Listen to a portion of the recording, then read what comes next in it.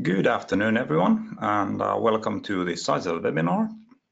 My name is Jukka Vesa, and the topic of the day is Nebula and the features we have released in the 8.1 release that is already out. And then we will have a sneak peek in the 8.2 release that is coming out in January 2020. So the agenda of today, we will go through a little slide presentation on some of the new features introduced in 8.1. And then we will go into a live demo with the new interface and show you a couple of features there. A couple of slides on new hardware, and then the roadmap for 8.2, so what is coming in January. If you have any questions during the presentation, please use the questions section of GoToWebinar and we will cover them at the end. So without further ado, let's move onwards. So the biggest update in 8.1 is the new GUI of Nebula. So it is made to look fresh as the other Seisel devices and in the same type of outlook as all our other firmware nowadays is. So white, bright and nice. Okay, and how to get there? You basically from the old Nebula GUI, you just try new Nebula. It looks a bit different nowadays, but you have a button there you can activate and click to go into the new GUI. And of course, you can move back and forth between the old and the new GUIs. The new GUI is in beta stage, but it is more or less fully functional. We recommend using Google Chrome as the browser for the reason that we have seen some inconsistencies with Firefox, but all in all, it seems to work fine as well. But please remember that the new GUI is in beta, but it is in open beta, so please feel free to test it. The major difference, of course, is the look and feel of the GUI, and that all of the navigation menus have been moved from the top to the left-hand side, and you can either have it minimized or open, so you can see what the text beside every symbol. Okay, so the site-wide dashboard looks a bit like this, and it is fully customizable, so everything you see on the screen can be moved around and turned on or off. So these are just widgets that you can place in the way you prefer to see them. Another big improvement is on the NSS Security Analysis Report. So the analytic data you get from application control, antivirus and content filtering. So from here, you can easily monitor the user behavior. What applications have they been using? How much bandwidth have they been consuming, etc., etc.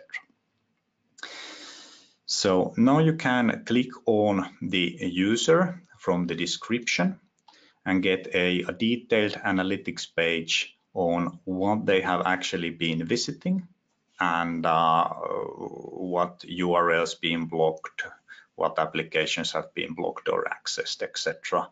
Have they been downloading viruses? What rules apply to this client, etc. So you can see a lot in detail on one particular client behavior, all in the same view. So if you are looking for what a client or a person is doing in the network, it gives you a dedicated view for that. Okay, then to the new features. So for example, we introduced something called a Smart Virtual LAN, which enables you to easily configure guest interfaces and virtual LANs across the devices. So you do not need to do the same work in different places. So first of all, it combines the guest network function you have under the SSID and the guest network function you have under the gateway's interface setup. So if the interface shares the same virtual LAN ID, when you put the feature on SSID or on the gateway interface, it automatically puts the feature on both. But of course, you need to have smart VLANs enabled for this behavior.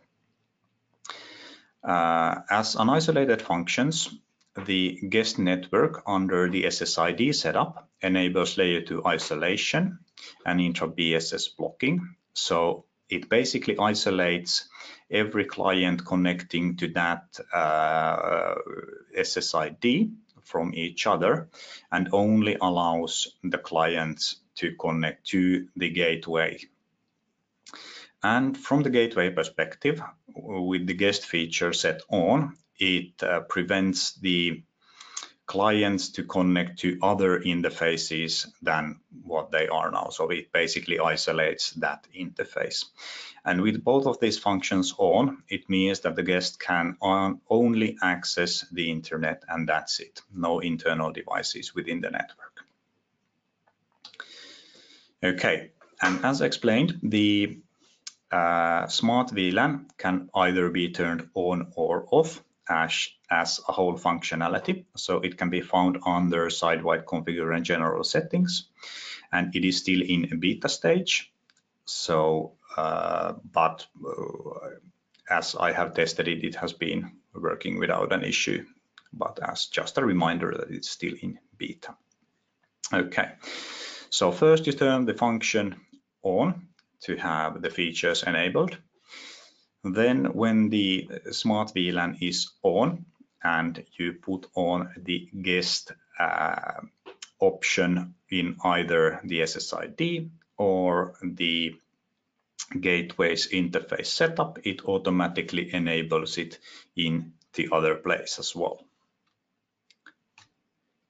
And in the case that you are using the LAN interface as guest interface, it refers to VLAN ID 1. So all the interfaces that have VLAN ID 1 on them will go to guest mode as well.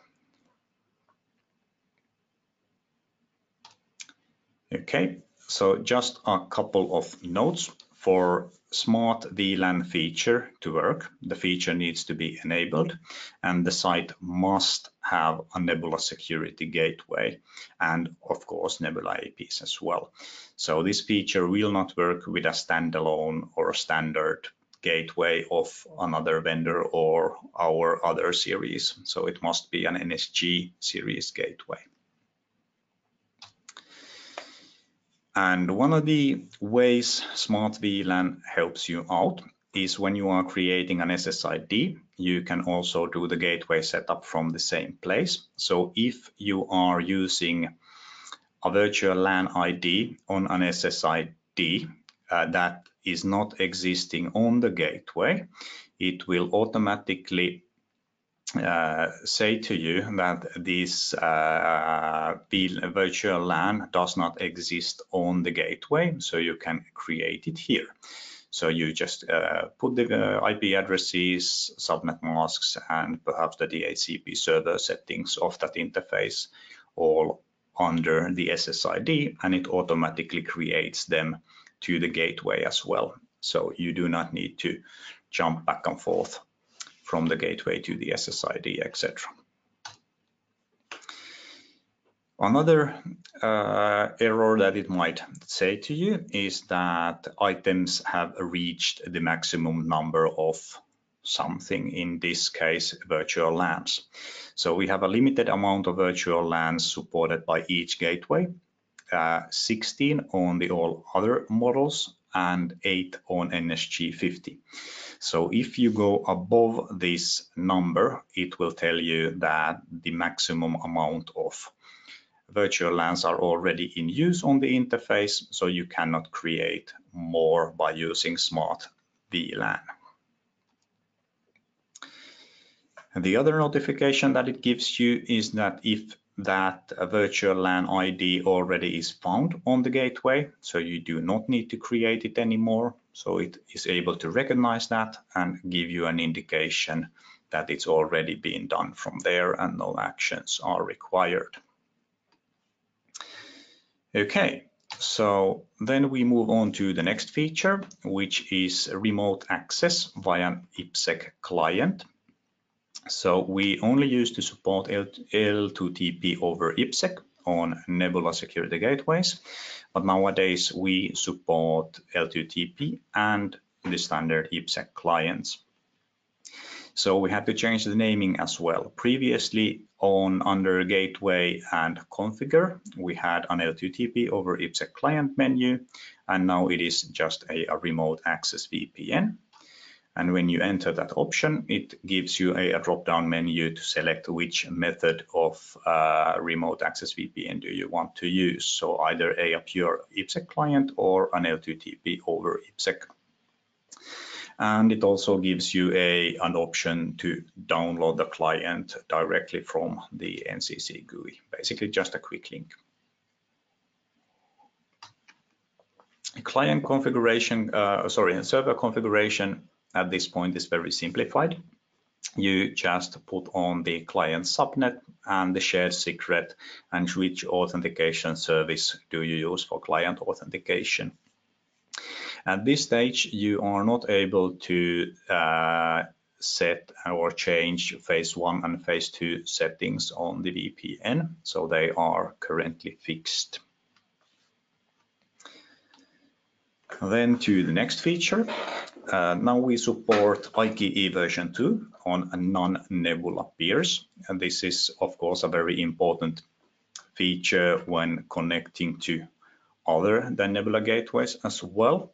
But one of the highlighted features is Azure route-based VPNs, so you can connect not just to the Azure gateway, but the spokes behind that as well. So it makes the configuration much more versatile when creating tunnels to Azure.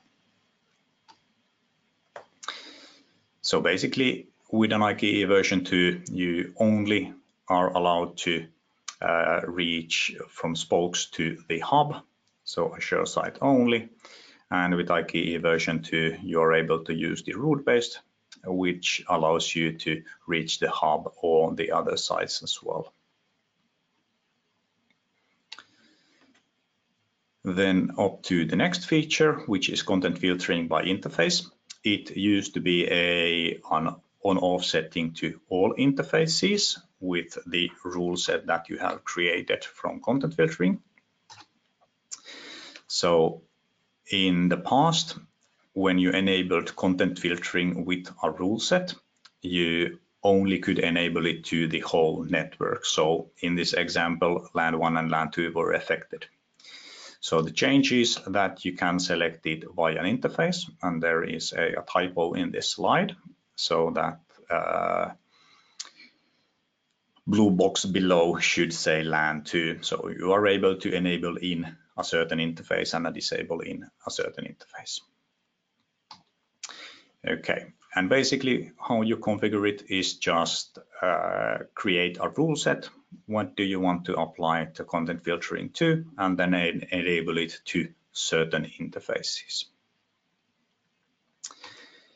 Okay, so let's drop into the live demo, and I will be showing you the new startup wizard, which is being highly improved. So when you are doing your basic site configurations, you don't really need to do anything else except that. And then I will show you the widget customizable dashboard and how that works. So basically, when we create a new organization, we just start typing in webinar.org and webinar site 2.1. Yes, okay. So all standard stuff. And then we add our equipment. We can do this via the mobile app, but since you are not able to see my mobile phone and these devices are located far away from me, I will use the MAC address and the serial number of these devices to add them. So added the gateway. Added the switch. You can, by the way, also, if you have the MAC address and serial number information of these devices, you can import an XML file afterwards to import many devices at once. Okay, so we want to add an NSG, an 8-port switch, and one AP to this organization and site. Then we start creating our employee Wi-Fi. Let's name it like that, and our password is Nebula, and we want to give it a VLAN ID of 100. And as you see below, this menu lights up because we are using a VLAN ID that does not exist by default in the feature or in NCC. So from here, we can easily create that virtual LAN. So we use the same virtual LAN ID and then we just give the interface settings there. Okay, then it asks us our guest Wi-Fi. Yes, we want to create a guest Nebula SSID. If we want to use VPA2 authentication, we input the password here. If we just want to use captive portal, we just click on the method we want to use. Do we want to use just click to continue, or for perhaps using Facebook? And we want to give it an SSID, a virtual LAN ID of 150. And then we just type in the address of the interface and the subnet mask of it. Okay, and since it is a guest interface, it automatically sets the guest interface settings on. And then it just gives us a summary of what we have done on an organization site, devices, yada, yada, yada, and we can of course modify them from this view if we need to. And then click go, and then the settings are being populated, and this takes a couple of seconds, and it brings us to our site dashboard, which should look familiar from the slides. So what we are able to do here is customize this to our preference or to the devices that we want. So we are able to click the customize button, then we are able to select which widgets we want. So for example, if we would not have APs on this site at all, we don't really need AP information or anything from wireless clients or SSIDs or wireless client information. Okay, so we get rid of the information that is not relevant for us, make it simplified. Then we can just drag and drop however we want. So if we just want to first see the client usage, okay, and then we want to see network applications, perhaps we want to see is the gateway alive, how much WAN throughput, PoE powers, how many switches are alive, etc. So we can basically drag and drop and modify this however we want. But if we backtrack to the wizard that we just did, so what did it do on the background? Okay, we created two SSIDs, two virtual LANs for our employees and our guests. So under the security interface or on NSG settings, it created virtual LANs 100 and 150, and as seen, the 150 is a guest interface.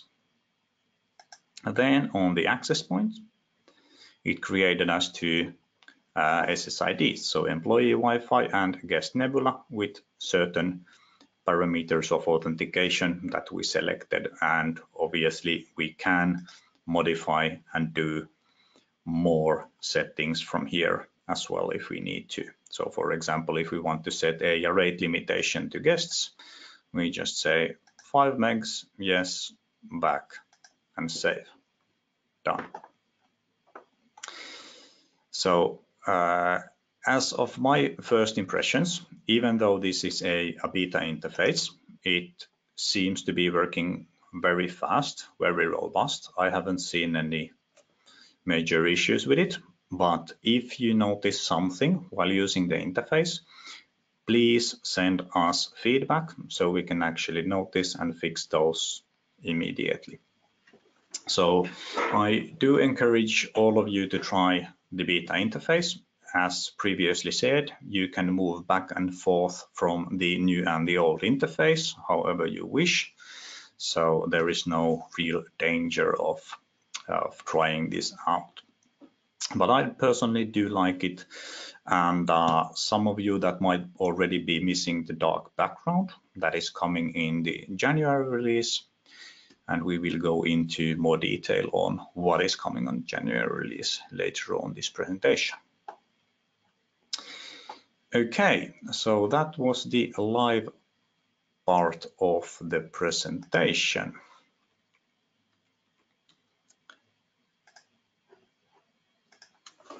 Okay, then a bit on new devices that are out there. So we have launched our new and first multi-gigabit switch to Nebula.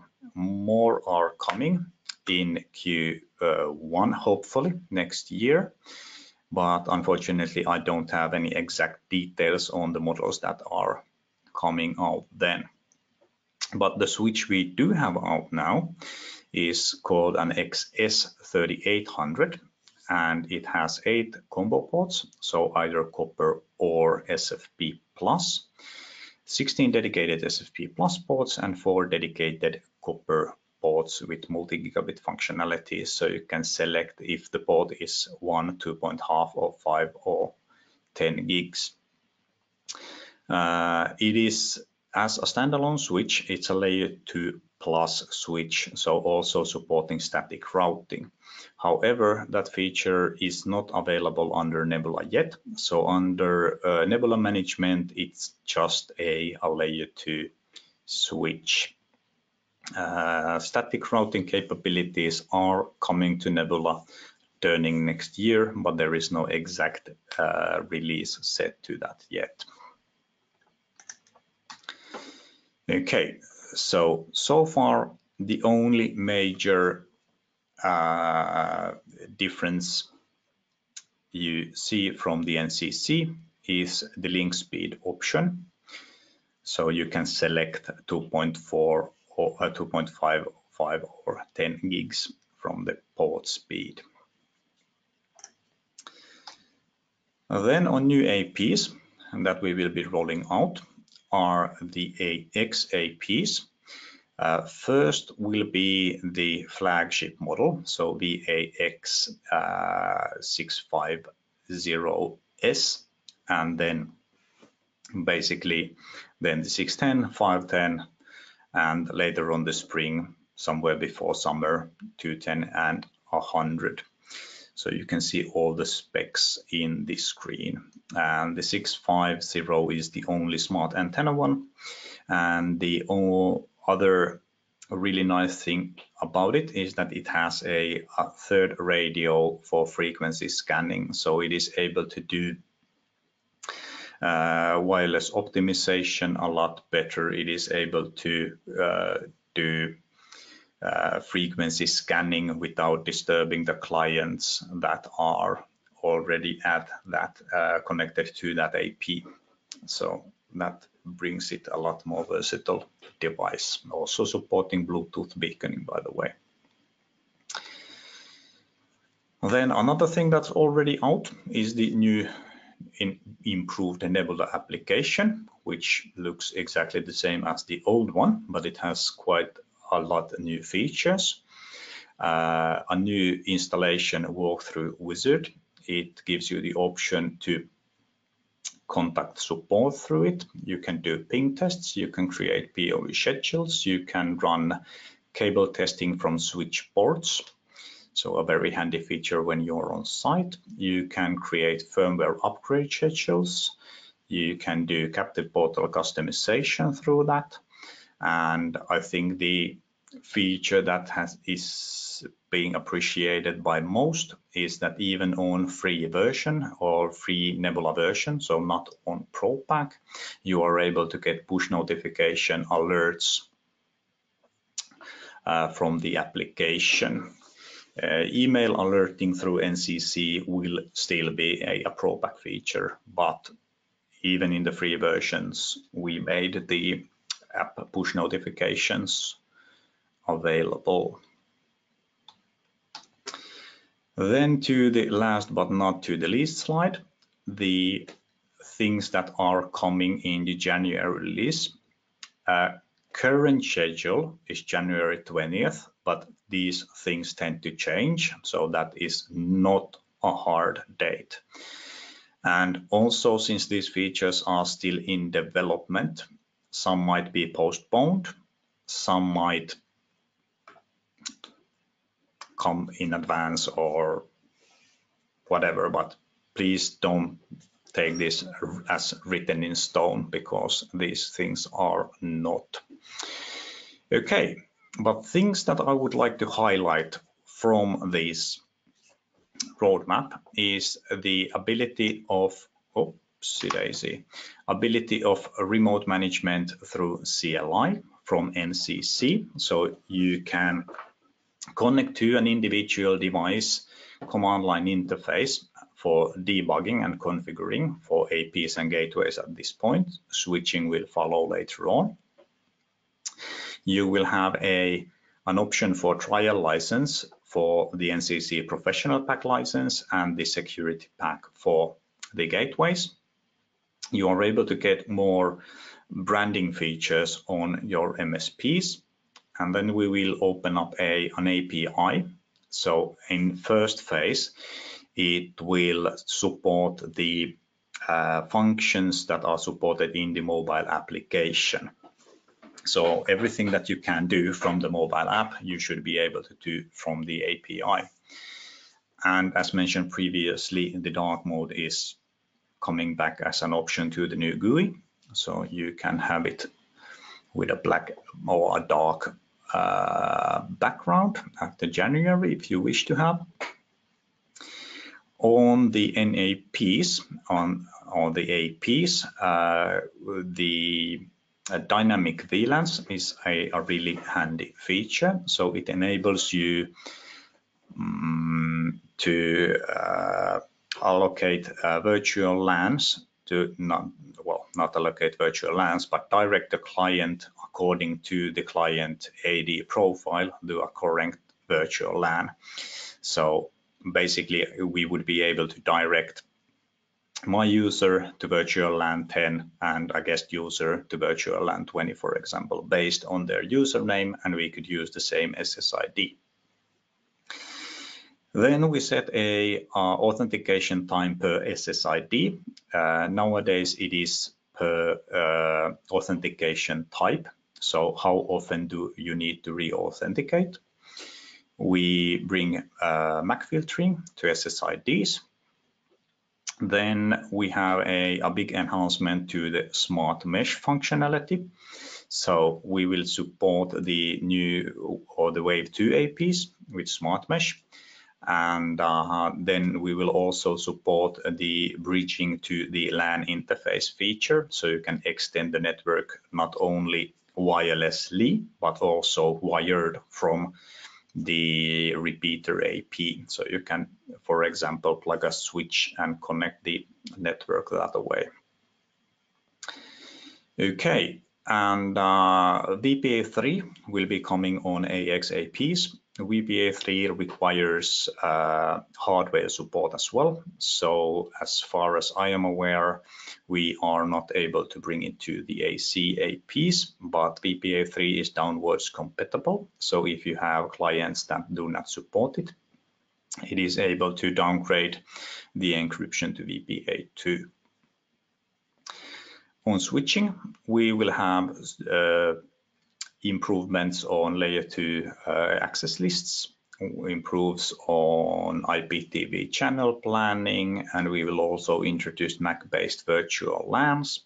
So based on the device MAC address or an OUI, or the manufacturer's MAC address, we can place devices into certain virtual LANs. We will have some robustness enhancements, preventing configuration failures, etc. On the NSGs, we will finally support SIP ALG and VLANing on WAN port, and also bringing in a lot of features that we currently have on the USG series to the NSGs.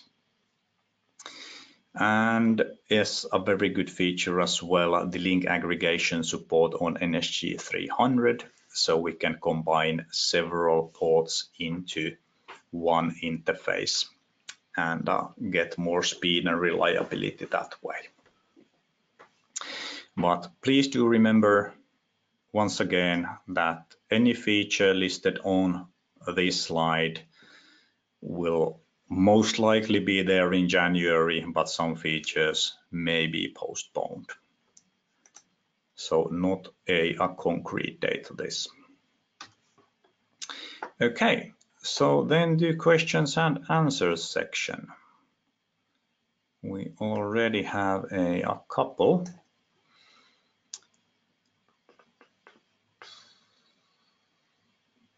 What about the authentication method of VPN client? Are we able to authenticate with an AD? Yes, you are able to set your own authentication server, being it an AD or radio server, and refer the authentication to that. Then the next question, is there a plan to integrate specific DNS configuration to NSGs? We use it on USG to forward DNS requests to certain domain to a specific DNS server. I will need to check if that's coming or not. As far as I'm aware, I haven't seen, or I don't remember seeing it in any roadmaps, but I do understand what you are meaning. I will respond to you by an email to that. Why Bluetooth in AP? What's a Bluetooth beacon?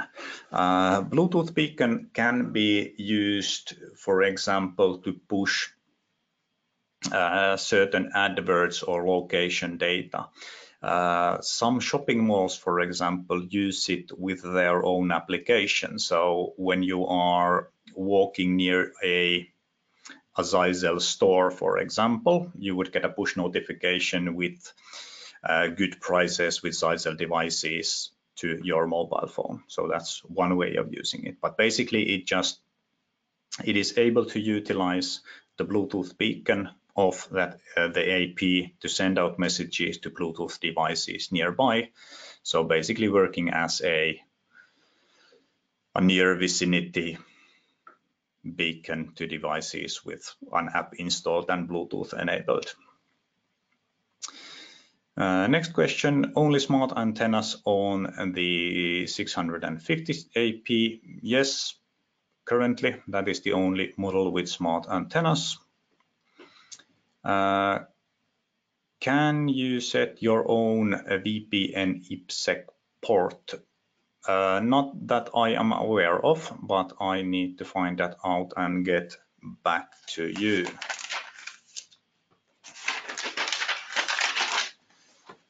Okay, so unfortunately 2 questions that I couldn't answer right away, but I will get back on those later on. I will keep the webinar running for a couple of minutes more if there are any more questions. If not, I would like to thank all for attending, and hopefully this was interesting for you, since we are once again trialing out new stuff. But thank you and have a very good afternoon. And as said, I will keep the webinar running for a couple of minutes. If you happen to figure out a question afterwards, feel free to drop me an email to jukka@zeiser.fi.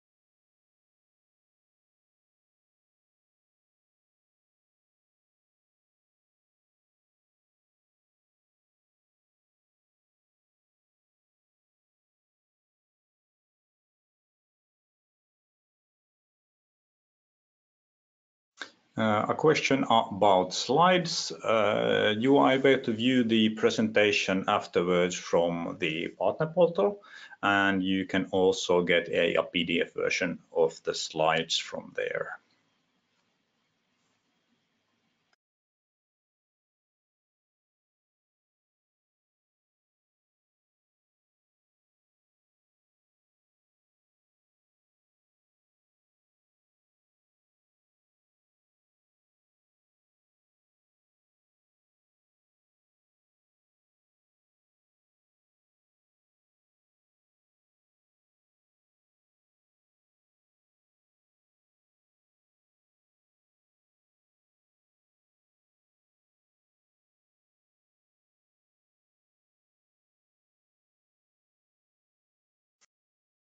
Okay, seems that we are running out of questions. So thank you all once again and have a great afternoon. I will shut down the webinar.